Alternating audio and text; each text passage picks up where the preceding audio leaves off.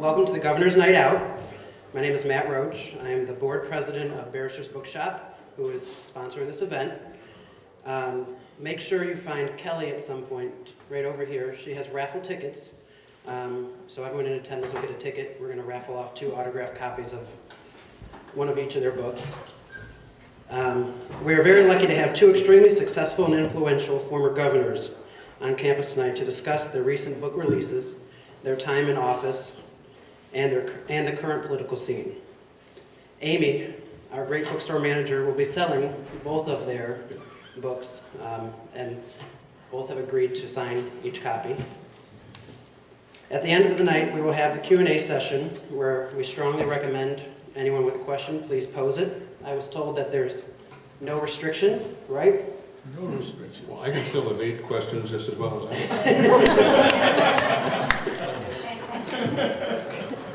And on behalf of the board of It's a directors, congenital art form. on behalf of the board of directors, I would like to thank you all for being here with us tonight. And now I would have Professor Tichuk come up and introduce our guests.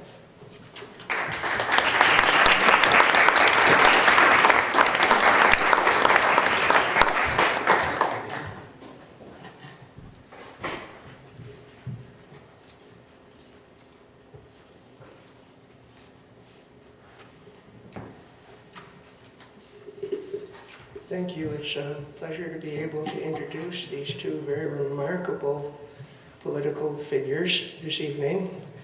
The basic structure for the evening, as I understand it, is that each will spend about 15 minutes discussing the books that they've written, and then we'll open up the discussion for questions and answers. And I want to encourage you all to ask whatever questions you would like to ask, and don't hold back. So I want to begin by introducing our guest from New Hampshire, Governor John Sununu. He's here tonight to speak to us about his book, The Quiet President, The Indispensable Presidency of George H.W. Bush. Don't confuse that with his son, okay? For whom Governor Sununu served as Chief of Staff early on in President Bush's term. Governor Sununu has quite an unusual academic or scholarly background, however we want to put it, for someone who has played such an active role in political life. He received his bachelor's degree and master's in science and PhD degree in mechanical engineering at MIT. And following graduation, went on and became a professor of mechanical engineering at Tufts, and later on he served as an associate dean at that institution. As I understand, he served at least 1 term in the New Hampshire House of Representatives, early 70s, 73 to 75. And then I'm not really sure what happened to him in the intervening years, but I know that in 1983, he was elected to the first of 3 terms as governor of New Hampshire. Both of the gentlemen tonight have amazingly parallel careers in some respect. During that time, he was elected, among other things, as chair of the National Governors Association.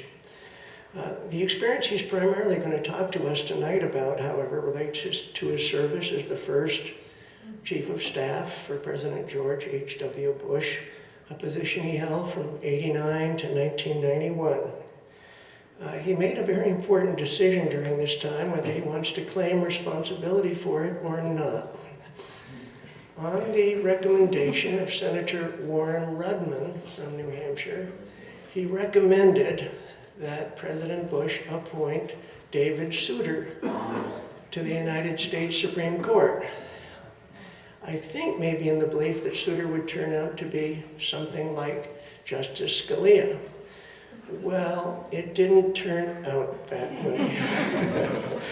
And I think that's chapter 8 in my book. interesting anyway.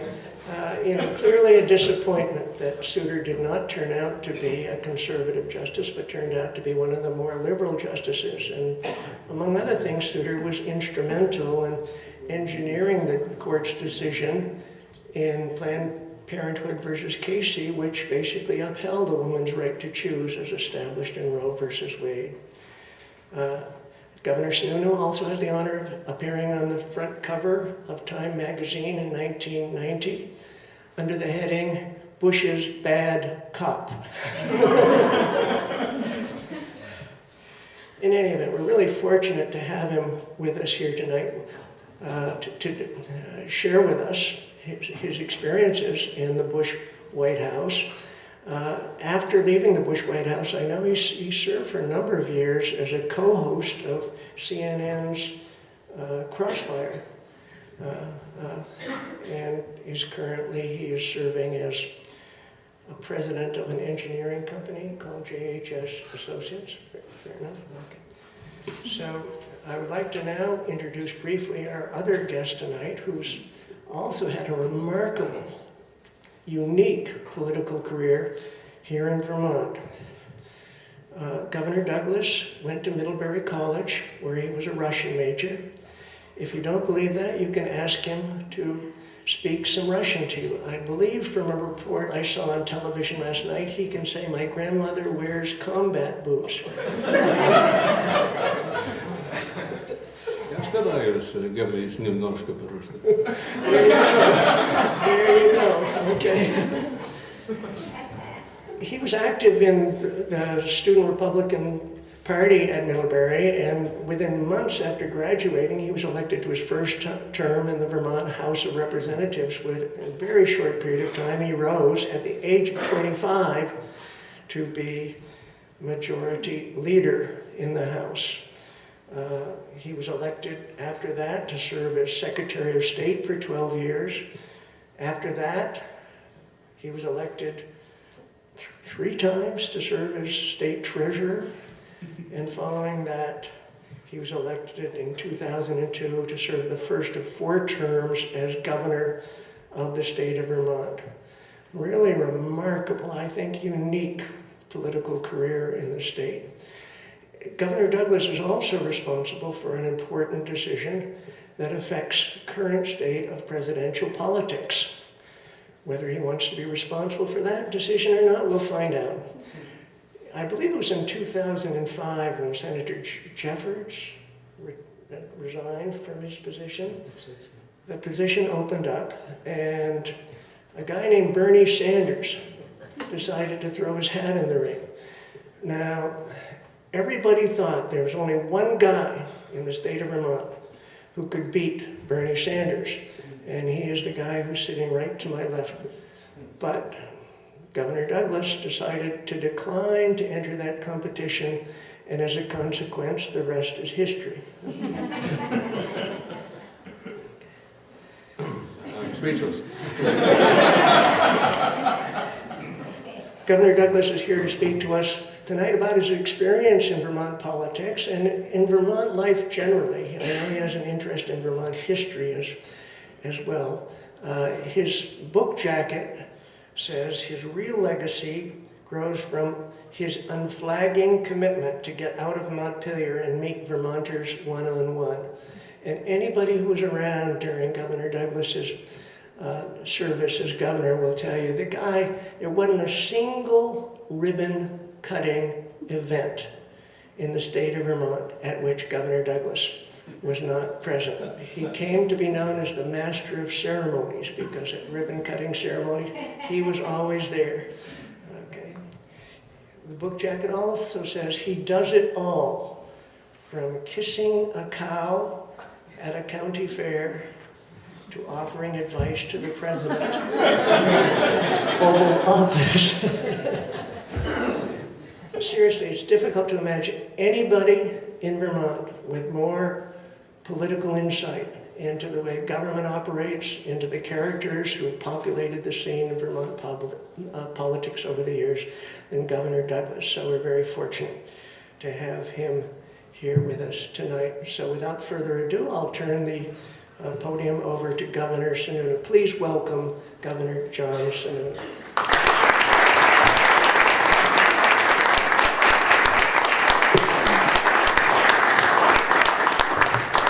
Thank you very much. Thank you all for coming out tonight. I'm here because when Jim Douglas tells me to do something, I do it. It's a very simple process. You are very lucky in this state to have one of the great gems in New England as someone who has served as your governor for 4 terms.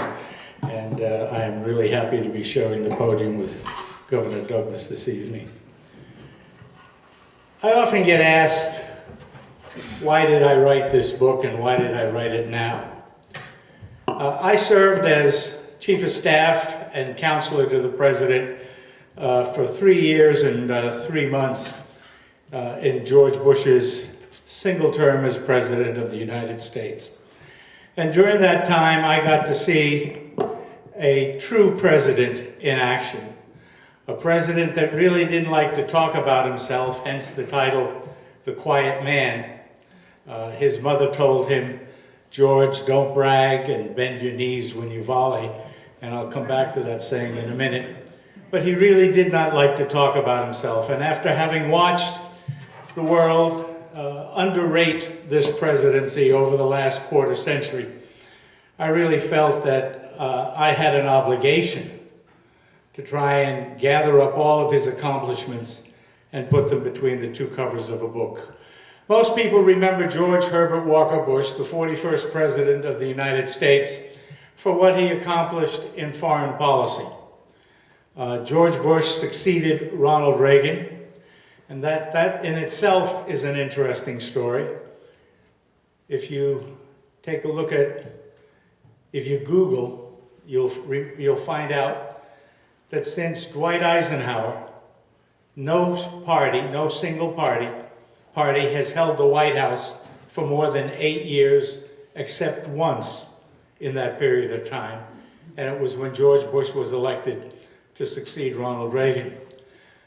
But he came into office after Ronald Reagan had rebuilt America's defense strength, had made the expensive but important investment in rebuilding our Army, our Navy, our Air Force, our Marines, to the point where the Soviet Union began to recognize that they could not compete economically and therefore could not compete militarily. And George Bush recognized a very unique, perhaps a once-in-a-lifetime opportunity that with the Soviet Union nervous, so to speak, that there was a chance to sit down and discuss with the leader of the Soviet Union, Mikhail Gorbachev, perhaps encouraging them to abandon their occupation in Eastern Europe, to abandon what had been perceived by the world as a military strategy based on offense rather than defense, and perhaps to come to an expansion of the agreements to reduce the nuclear threats around the world. And he did work that one-on-one until he achieved the amazing result of getting the Soviet Union to agree to leave Eastern Europe. The Berlin Wall came down, and George Bush was able to get the approval of the Soviet Union for the reunification of Germany and Germany's entry into NATO, which has served really as the bulwark of really a peaceful era, almost a generation, because the 2 superpowers were no longer confronting each other. George Bush's second significant foreign policy achievement was getting Saddam Hussein to leave Kuwait after he invaded Kuwait. And that was important strategically for a number of reasons. Number one, you don't want to let the principle of invasion by a stronger power over a weaker power stand as something that's allowed to succeed. And number two, if Hussein had been allowed to hold Kuwait, he would have controlled about 25%, almost 30% of the world's supply of oil and could have raised havoc economically. But George Bush was also committed to the principle that this shall not stand, that he should not be allowed to take over a country by force. The interesting thing about Bush's approach to the process was A, to build up our forces to a point where it became literally a 100-hour battle to chase Saddam Hussein out of Kuwait. But most importantly, George Herbert Walker Bush was smart enough not to follow him back into Baghdad and get caught in the quicksand of an occupation. He took a lot of criticism for that. A lot of folks thought he should have gone in, but I think history has clearly pointed out the wisdom of that step. But one of the most important reasons I wrote the book was to talk about what George Bush doesn't get credit for unless you rub somebody's nose in it. And that is the most amazing domestic record of any modern presidency. George Herbert Walker Bush passed more significant domestic legislation than any president except Lyndon Johnson or Franklin Roosevelt. And he passed more conservative legislation, proposed and passed more conservative legislation than any president in history, even though he only served one term. The Clean Air Bill, the Civil Rights Act of 1991, the Americans with Disabilities Act, the big budget package of 1990, which although it got criticized at the time, created for the first time in almost a century surpluses in the budget and a period of prosperity in the 90s that's one of the most rapid growth periods for America. He passed legislation deregulating energy, and we are benefiting for that with a reduction in the price of energy and the capacity of this country now to become virtually self-sufficient in terms of fossil fuels. He passed the Agriculture Reform Act, which took what had been a tradition of just subsidizing agriculture and provided incentives to stimulate exports, and it really motivated the agricultural industry in our country to become one of the big export engines that we have. He dealt with the problems in Latin America and the conflict with Congress to a point where he was able to get both legislation and agreement by the financial community to help relieve the major debts in South America and Latin America and provide for a period of growth as they began to buy American products again once more. His presidency truly was a presidency of major activities taking place simultaneously. Someone asked about, or at least brought up, our beloved introducer brought up the case of George Bush nominating David Souter to the Supreme Court. It really is an interesting chapter in there. Covers both his nomination of David Souter and his nomination of Clarence Thomas. And frankly, I as governor, like to, as a former governor, I like to present a little anecdote which explains the difficulty that presidents and governors have when they make judicial nominations. I once nominated 3 judges at about the same time. I think it was 1 to the Supreme Court and 2 to the Superior Court in New Hampshire, and we were holding in this wonderful little chamber outside of the governor's office a reception for them. And as I'm giving a little speech, they had all their family and friends, their law partners and everyone there. I'm giving a little speech typical of any governor at an event like that, explaining to people what you need to do to be a governor in New Hampshire. You have to have great character, you have to be talented, you have to have the right demeanor. And I looked over and I noticed that all 3 of the nominees, believe it or not, were my height or shorter. And so I said, and of course you can see in New Hampshire, you can't be any taller than the governor. And everyone laughed, and I went back to my office. And the staff said, came into me and said, did you see what happened when you said you couldn't be any taller than the governor if you wanted to be a judge in New Hampshire? And I said, well, when the governor tells a joke, everybody laughs. They said, no, every lawyer in the room scrunched down. And that is what they do with their careers. before their nominations. Let me give you two quick anecdotes about George Bush that I think will explain the art form that he practiced in trying to get difficult things done. When he became president, he knew that there was an opportunity to make huge changes. And he understood that the vehicle for that was to get our NATO partners in concert with us, really unified behind a strategy to make a presentation to Gorbachev, in essence, an offer he couldn't refuse. One problem at that time was that France, President Mitterrand was the leader of France. Mitterrand had had a very difficult last 3 or 4 years with Ronald Reagan. They just didn't have personalities that matched. And George Bush understood how crucial Francois Mitterrand was to trying to get any kind of a change, getting any kind of unanimity for a change out of NATO. So Brent Scowcroft was the National Security Advisor. I was the Chief of Staff. We go in one morning to talk to the President, and he tells us that he had a brilliant idea that he was going to invite Francois Mitterrand to come up to Walker's Point. Well, my eyes rolled to the back of my head. Scowcroft's eyes rolled a little sideways. We knew that Mitterrand was the classic, ultimate French gentleman, dressed to the nines, formal, never one to perhaps crack a joke, never one to let his guard down. And George Bush at Walker's Point was the epitome of informality. And we saw nothing but trouble. But the president insisted. We go to Walker's Point.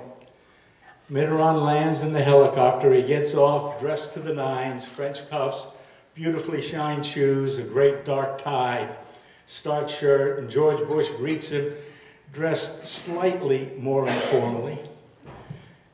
And yet, over 2 days, George Bush, the gentleman, deferring to the senior president, Mitterrand had been elected before him, asking his advice on issues, letting him go through his grand historical presentations, listening to him explain the difficulties that existed in Europe and how those difficulties would make a challenge to the Soviet Union difficult, listening to him make his case for adjustments to the strategy that George Bush was proposing.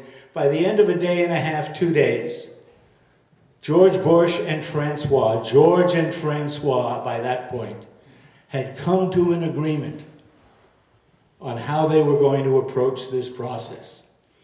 And to me, it's one of the great examples, you know, the old analogy of the nail in the shoe of the horse, of the rider, the nail being the weakest little link at the bottom that had to be fixed before the others could be fixed.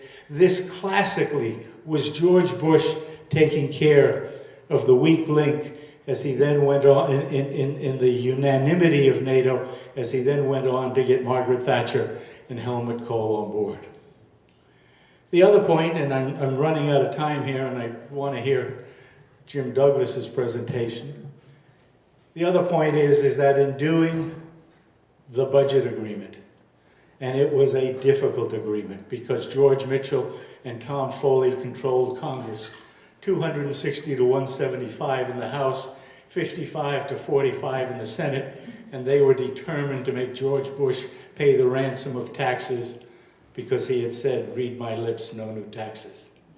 But George Bush worked one-on-one and with the group of leaders on the Democratic side for almost a year and a half, working out the details on that budget agreement. But the point that I think defines the way a president spends his capital is A, he understood that when it came down to accepting that agreement, it was going to cost him politically. But it also is important to note that in getting there, he met over 24 times personally, one-on-one, in the Oval Office with the chairman, the Democratic chairman of the Ways and Means Committee, Dan Rostenkowski. Presidents have to work hard in order to get good legislation. and presidents have to spend their capital for anything to happen in Washington. George Herbert Walker Bush, the 41st President of the United States, only served 4 years, one term. I hope you'll get a chance to read the book, and I hope you'll come to the conclusion that it truly was the indispensable presidency. It was a presidency in the right place at the right time, and it was, contrary to the perceptions of the press at the time, and perhaps some of the early analysis of academicians, it was, in fact, one of the great presidencies in American history. Thank you very, very much.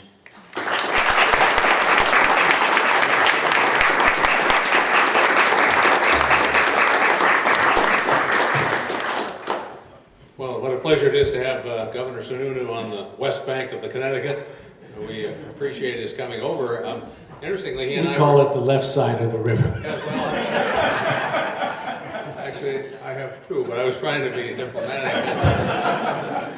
But Governor Sununu and I were together last week, coincidentally, on the other side of the Connecticut. And I'll be transparent, John, and tell them what happened. It was a debate as to who was the better president, Ronald Reagan or Calvin Coolidge. I, of course, took the latter point of view, and at the end, the audience voted narrowly in Governor Sununu's favor. But I mean, you had home court advantage, so I mean. But it's great to have you with us. I want to thank Matt and Professor Teachout for their hospitality. And I guess any discussion of Vermont's modern political history would tonight wouldn't be appropriate without a brief mention of today's loss of our good friend Barbara Snelling. Barbara served the state so well for so long. I was on her husband's staff as his executive assistant, and Barbara obviously was a key player in our state's governmental process for a long time, and we'll certainly miss her, but we're grateful for her service and her example. Well, interestingly, a lot of people ask me the same question: why did you write this? And I have obviously a different answer, which is a lot of folks wondered, well, how does someone from my side of the aisle do it, succeed in a state like Vermont? In fact, the first time I met the current occupant of the White House, that's what he asked me. He'd just been elected in the fall of '08, and I had met the gentleman before, and he said, wow, how do you win in Vermont? To which I replied, well, it's easy, sir. I just grabbed onto your coattails. Anyway, probably that wasn't the answer prior to that, based on the biography that you heard from Peter. It's been a privilege to serve Vermont in so many different ways. Cumulatively, I've amassed more votes than anyone in our state's history. But that's just because I kept running all the time, and we have frequent elections, as they do in New Hampshire, and it was a real privilege to be there throughout the last 40-ish years. I went to the legislature the same year Governor Sununu did, across the river, stayed a little longer there, and still vividly recall the very first time as a 21-year-old freshman lawmaker getting up on the floor of the House to give a speech, my very first speech other than something procedural or unimportant, and it was to restore the appropriation for the University of Vermont's Morgan Horse Farm, which was in my district. So I had to fight for it, and the Appropriations Committee had removed it in its entirety. So to make a long story short, I was able to get it restored, but in order to keep the budget balanced, the bottom line the same, I had to find a place from which to take that money, and I took it from the prosecutor's office in Chittenden County. I'd never heard of Pat Leahy. But I got to know him pretty well 2 decades later when I opposed him for re-election unsuccessfully. I guess he got back at me. I went on to serve in the other offices to which Peter referred, and obviously enjoyed the privilege of the governorship for 8 years. It was a challenging time. It was the Great Recession, and pretty tough decisions in state government. We downsized. We had to make some tough calls. Perhaps the most controversial decision I made I still hear about is closing some rest areas. And frankly, as the years go by, they seem more important to me.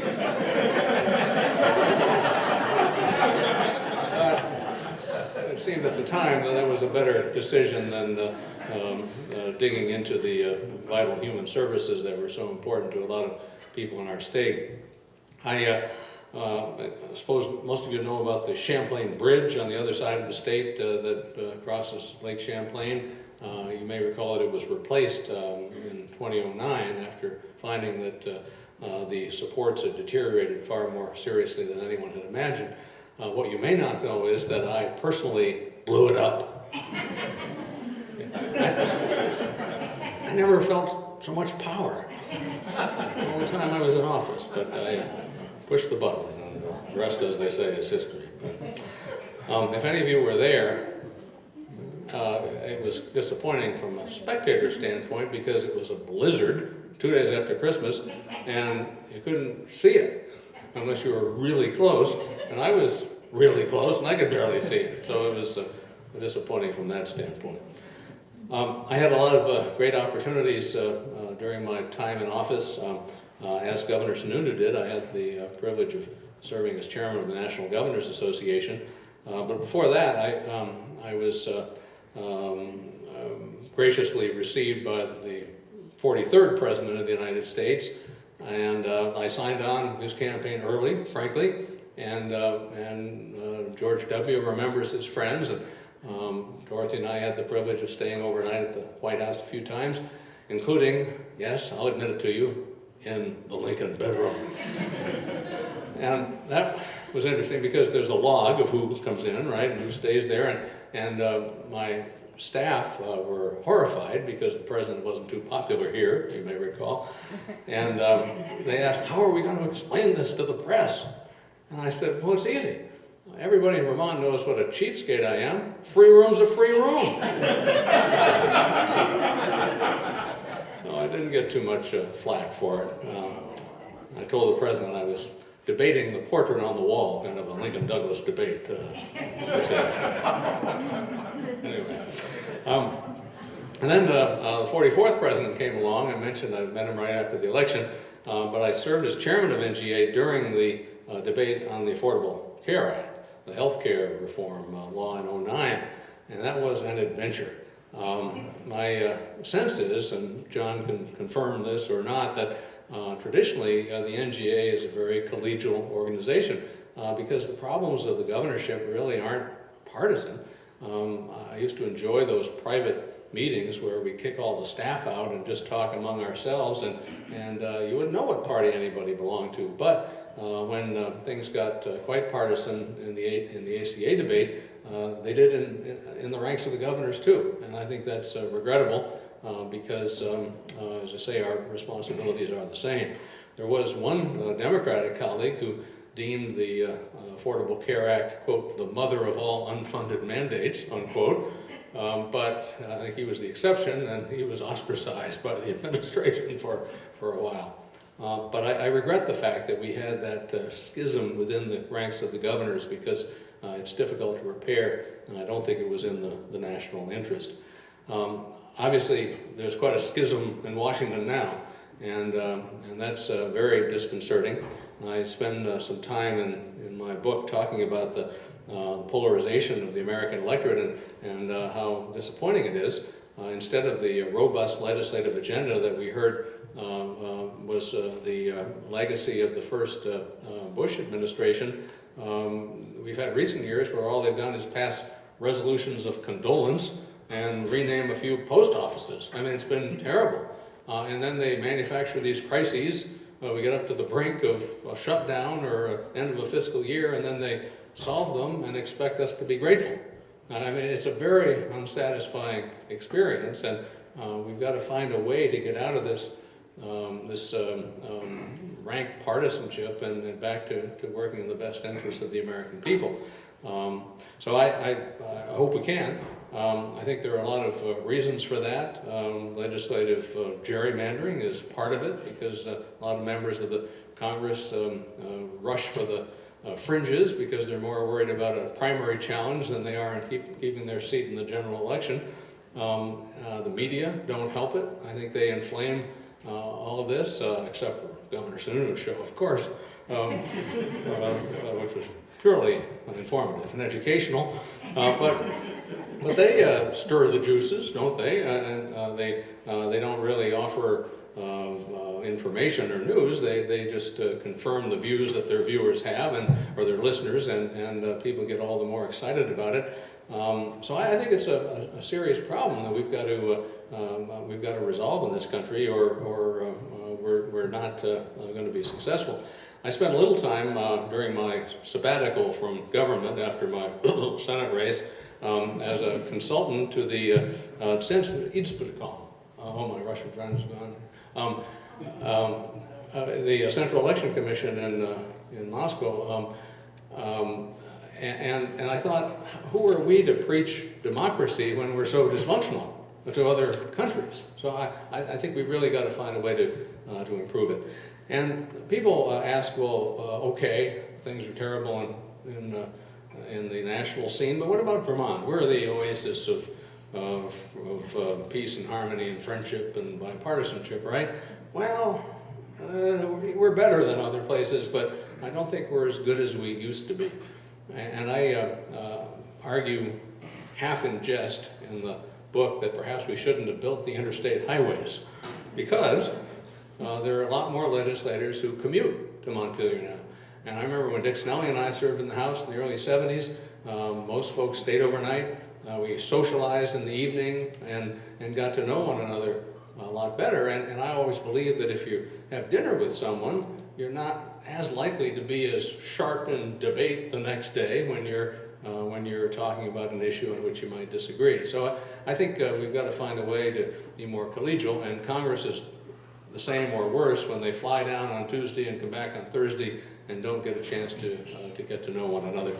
So I spoiled the ending for you, which is not very uplifting, but I'm concerned about the body politic and where we are and how it's changed over the last generation or two, and hopefully we can find ways to do it. But I'm certainly grateful for the chance to have served, and as Peter mentioned in his introduction, he was more charitable than some. I enjoyed the privilege of getting around this great state. I was dubbed by one columnist, wag, Governor Scissorhands. I think the record will show my successors probably matched me ribbon for ribbon, but that's okay. But I learned a lot. I was excited to see what Vermonters were doing. And another wag put it differently. He said, that Douglas, he'd show up at the opening of an envelope. Darn right. Thank you.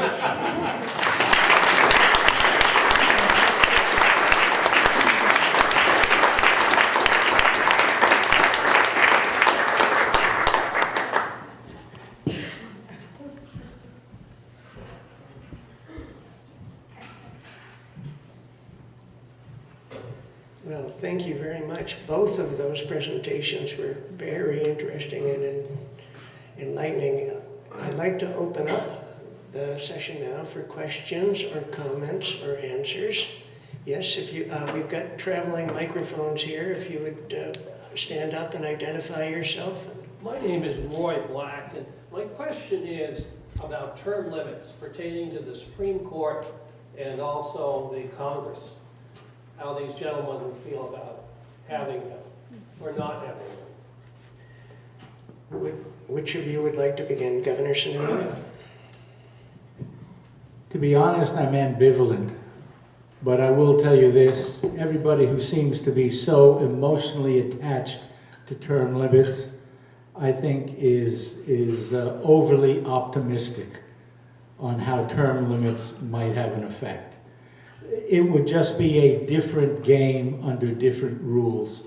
People in a hurry to get out would do things quickly. People who are term limited, there's no stopping them because they are not worried about re-election. You know, every once in a while, somebody will stand up in the back of the room and ask the following question. When are the politicians going to have the backbone to make the hard, important, correct decisions? And I point out to them, that question really is not a condemnation of the politician. It's a condemnation of us. Because why should the correct decisions be hard if we provided the support for those correct decisions? And I think the biggest problem in politics today is the electorate that doesn't seem to provide support or reward good things. And I'll point to the president I served, the 41st president of the United States. He supported this 5-year budget package. He swallowed the ransom of a gasoline tax. What he agreed to initially was a gasoline tax increase on a gasoline tax that had not been adjusted for inflation for nearly a decade. He got 3.5 times the spending cuts that he did in taxes. It created, you couldn't see it at the time, but it created all the surpluses that Bill Clinton wanted to take credit for. And it created the prosperity of the 90s. But he didn't get rewarded for that good act. He got punished for it. So on all these things, including things that make us angry and want us to talk about term limits, it's really us that have to be more active, more committed, and more willing to make the personal sacrifice that's necessary to give a formula for good government to the people that we elect. It's a tough process. I've traditionally not supported term limits for the reasons Governor Sununu articulated, but I'm softening on it, especially with respect to the Congress, because as you know, their re-election rate occasionally plummets to 95%, but usually it's much higher, and they have all the advantages of incumbency. They go around and cut more ribbons than I ever did. They have franking privileges. They hand out those grants. They have a lot of infrastructure that allows them to prevail in most cases. And they attract more campaign contributions because donors want to give to winners, and they think they're going to win. So I guess I'm thinking maybe that's the only answer. Nothing else seems to work to address the problems we're confronting. I was on a panel with a former Democratic member of Congress, and this topic came up, and I said, well, I think maybe we ought to look at it. And he said, well, you know, it's not the people who've been there a long time that are the problem, it's these newcomers. And I said, well, if we had limits, they wouldn't be around long. Right? I mean, so I guess I'm willing to consider it. You also asked, Roy, about, oh, and for the record, I didn't close your rest area, right? No, actually you didn't, that's right. Oh, thank you. Close to home, huh? In fact, we enhanced it during my first year. Sorry. What were we talking about? Oh, judicial. We have a system in Vermont, I don't know what it's like in New Hampshire, where trial judges and Supreme Court justices have to be retained by the legislature every 6 years. There are some other states where there are public referenda. I mean, maybe it's okay after some length of time, maybe it's longer than 6. Some have suggested like 14 years that there be a review of someone's tenure. I don't know. I guess I'm willing to consider things. But John makes another great point. We got the government we deserve, I guess. And as the Congress is more and more polarized, so are we. There have been several writings lately in academic journals and elsewhere about what's called ideological migration, where people are beginning to choose to live in areas with people who think as they do. Someone in another part of the country hears about this verdant liberal state of Vermont and come here, and conversely a lot of people think of another place that might be more conservative in line with their point of view, and they move there. And so we're segregating ourselves by ideology, and I don't think that's healthy. I think a community is more robust and successful if there are different points of view and they're heard and debated respectfully. Thank you. Yes, another question, please. Your name?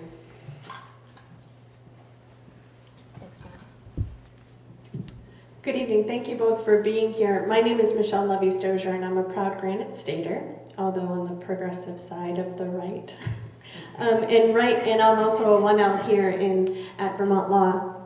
And you've both referred to the fact that we live in such a divisive culture within politics. Governor Douglas, you reflected on the partisanship, and Governor Sununu, you reflected on President Bush's ability to draw in from a different place. And so, considering how apathetic young voters are nowadays, I'm wondering what is the low-hanging fruit for opportunities to come from a place of appreciation that you gentlemen in your experience have seen. Where can we find more commonalities? Where are there opportunities for us to come together rather than come from difference?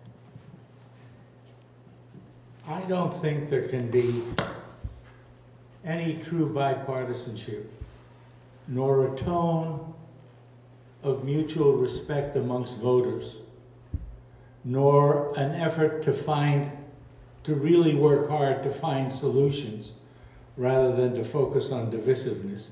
I don't believe there can be any of that without presidential leadership. Presidential leadership is the catalyst in Washington. It is important for the members of his own party or her own party and for the opposing party. They have different reasons to rely on presidential leadership to bring them together. And the president I worked for worked awfully hard to do that. On his domestic legislation, on his advise and consent with Congress on foreign policy. I never took the full count, but I can tell you that in 3 years, there were at least 200 meetings with bipartisan leadership. I served as chief of staff for 3 years and counsel of the president for 3 years and 3 months. In that period of time, there were at least 200 major bipartisan meetings in the White House.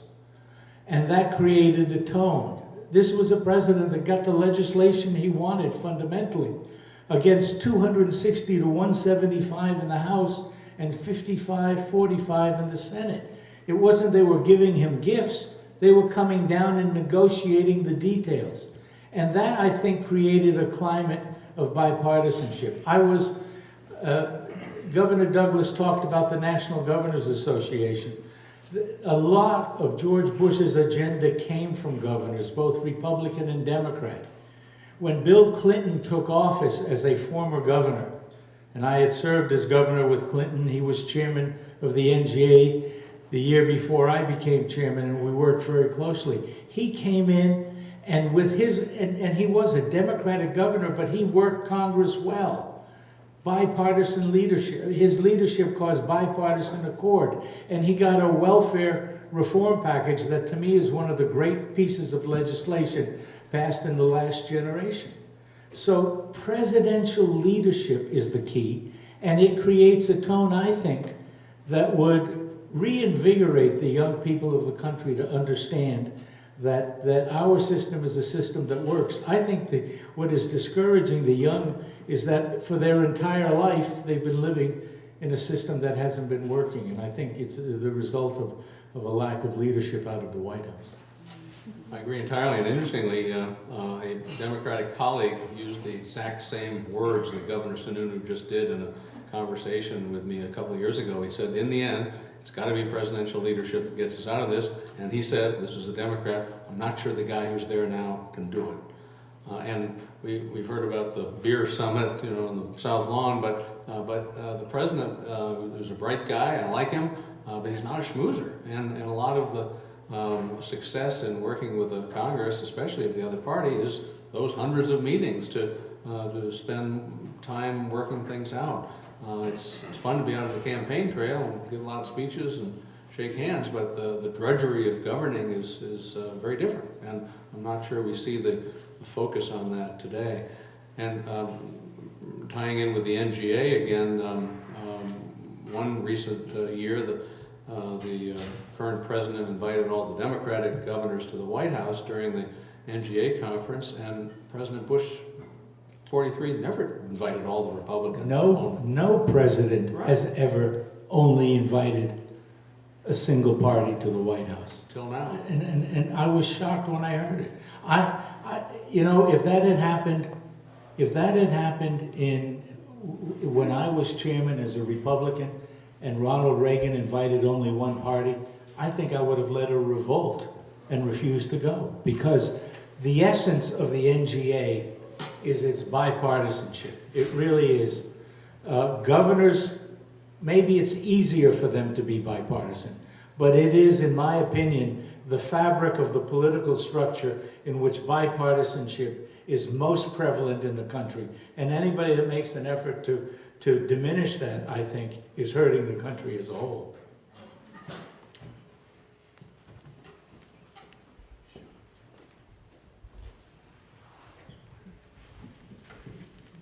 Hi, Bobby Sand, member of the faculty here, among other things. My question for both of you is, what did you know when you left your respective state capitals that you wish you had known when you started serving as governor? I have a very real answer to that. I served one term in the legislature, as was mentioned, and then I really was out of politics until I became governor. Out of serious politics until I became governor.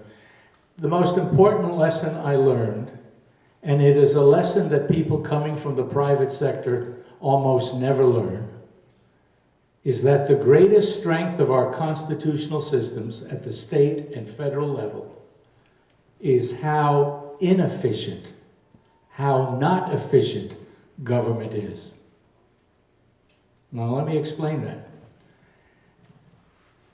You got a lot of people running around this country talking about the Constitution. They don't understand it. The Constitution is designed and built into it in many, many, many places, constructive tension. Tension between amongst the legislative, executive, and judicial branches. Tension between the federal government and state government. Tension between all governments and the rights of individual, tension across the board. It is designed to make it hard for things to be done without creating consensus. It's the greatest strength in the system. When I went to school, the press calls it gridlock now. When I went to school, it was called checks and balances.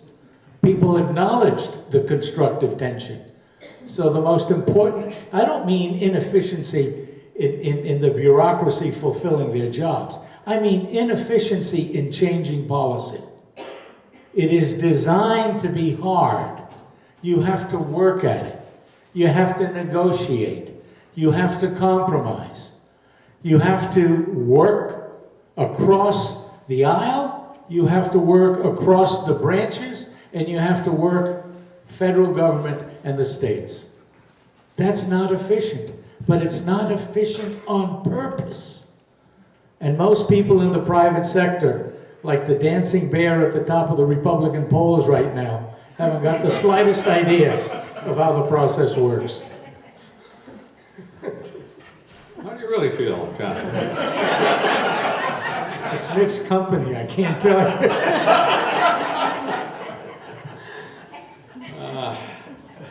Question? Oh, yes, Bob. I tend to agree with Governor Sununu's answer. I remember thinking that I was asked that question early in my tenure in another context. What surprised you about the job? And I remember saying, well, I was on the governor's staff. I held 2 other statewide offices. I was a legislative leader and committee chairman. I think I kind of knew the drill before I was coming in. But it certainly was a challenge to rein things in. I recall hearing another former colleague say, everybody wants government run like a business till it actually is.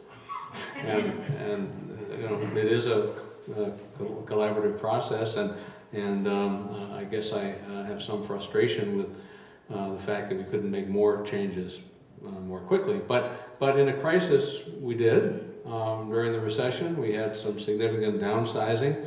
More recently, after I left office, we had the flooding that where the recovery was quite expeditious without the niceties of some of the permitting procedures that are otherwise required, and so government can respond when it really has to, but I wish it were more responsive during normal times.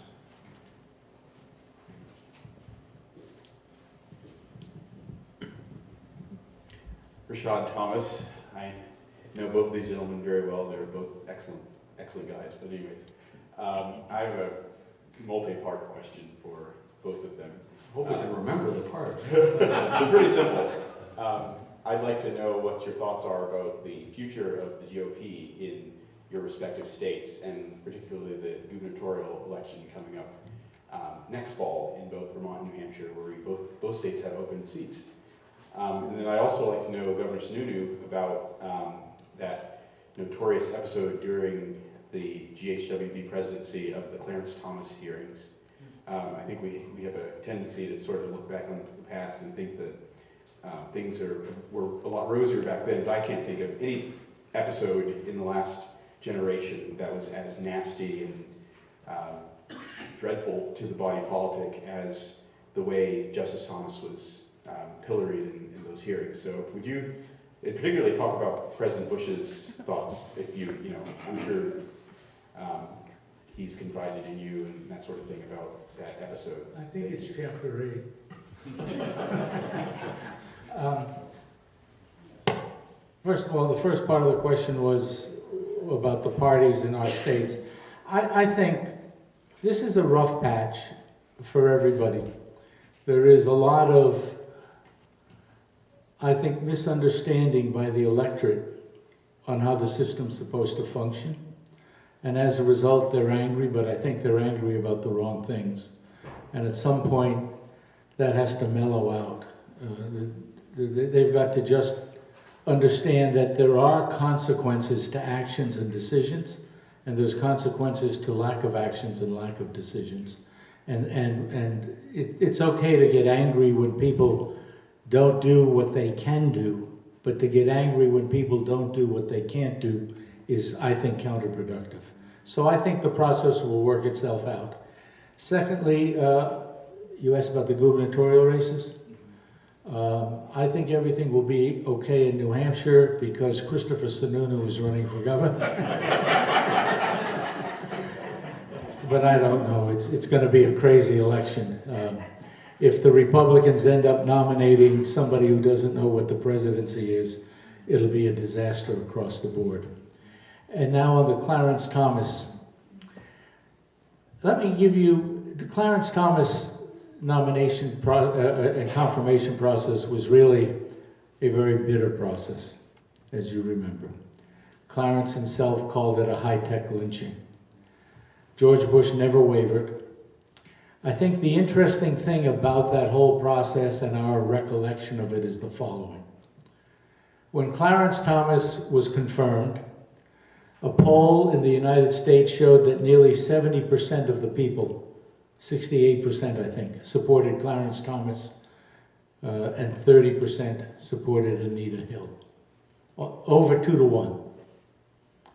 Over time, the press has been able to distort that story to the point where 3 or 4 years ago, another poll showed that that had almost reversed. In other words, over time, with people who are not really present in the process, the perception has changed. But George Bush never wavered. Clarence Thomas would have been the nominee, whether Thurgood Marshall or somebody else had stepped down.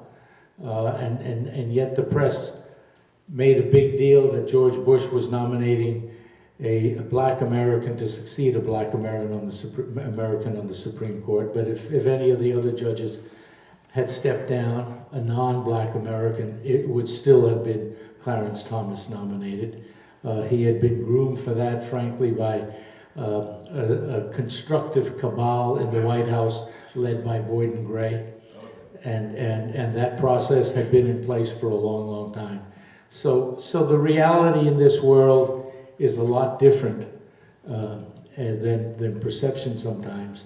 And frankly, that's one of the reasons I wrote the book. I wanted to get it down in black and white before I faded away. I don't think you're anywhere close to that. I've been trying to lose weight. I often say that, we should have repealed the law of gravity when I was in office. I think the Vermont GOP is alive and well. Look at the statistics. Vermonters throughout our history have only elected one Democrat to the U.S. Senate, ever. They've had more in New Hampshire. We've only elected 2 Democrats to the U.S. House in our history. We've elected 2 Democrats to the Senate, Leahy and Bernie. Oh, he's an independent. Yeah, he's an independent, yes. Vermont. Does he know that? Well, yeah, he just gave a big treatise on what a democratic socialist is. And Vermont has never elected 2 Democrats in a row to the governorship. New Hampshire has. So, what's the problem? Well, yes, we have some problem. But it bottomed out, as you know, in the last election after continually losing seats in the General Assembly. We gained some, and I think Vermonters, in the end, are quite independent. People often ask how I could win on the same ballot as Bernie in 2006 or President Obama in 2008.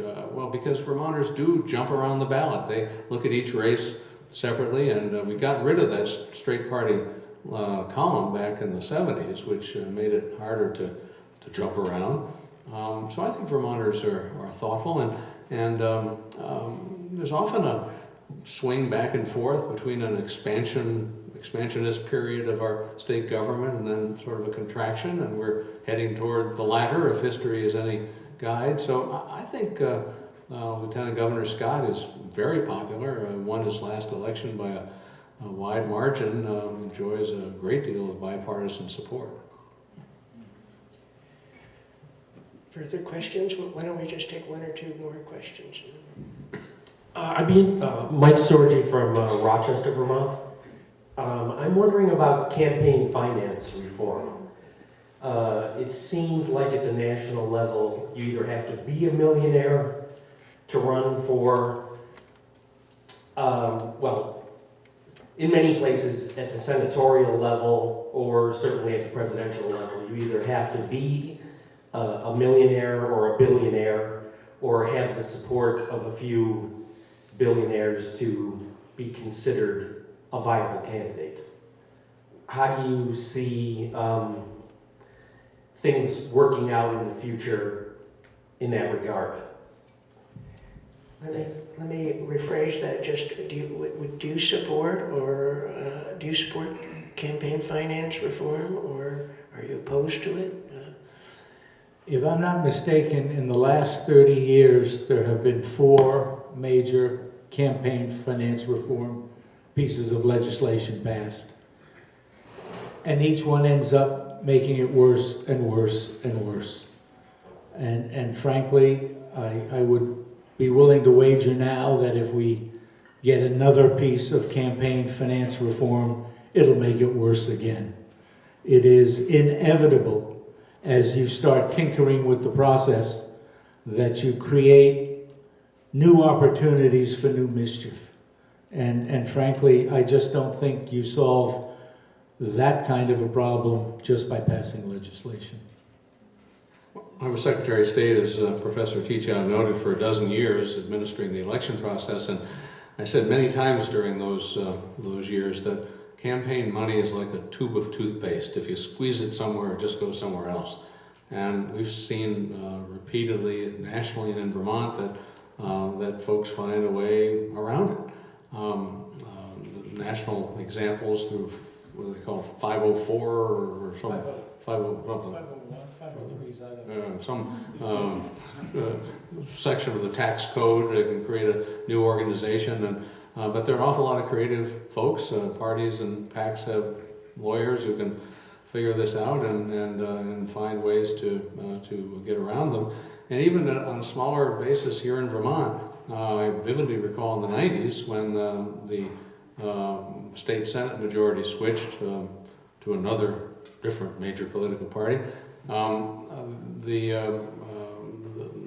Democrats created like 15 PACs, each of which gave the maximum to a bunch of state senate candidates. I mean, you can find ways to get around just about anything. So I've always thought, well, transparency is the key. We've moved toward immediate or at least rapid reporting and disclosure on websites, and we just have to get more people to look at them. I'm generally opposed to people saying the solution to any problem is a new law or getting the government more involved. It never seems to work. And I really suggest that at some point we have to understand that transparency is, for example, an important piece of it. But frankly, the electorate has to be smarter in responding to whatever comes out of the law that exists. You know, I often envy our neighbors to the north with their 33-day campaigns, or whatever they are, and it varies somewhat province to province.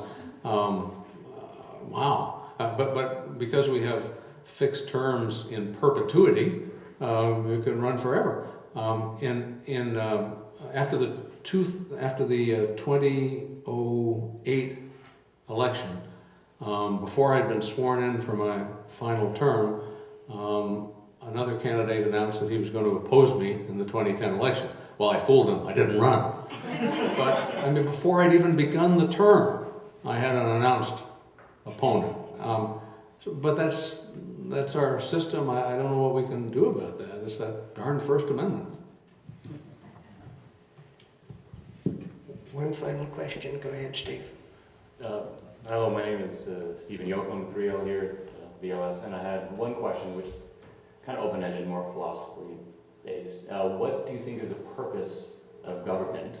And I guess what has that changed throughout your time in your career in politics? And which current presidential candidate do you think best kind of mirrors that ideal that you think is the purpose of government? Guess we know which one you don't like.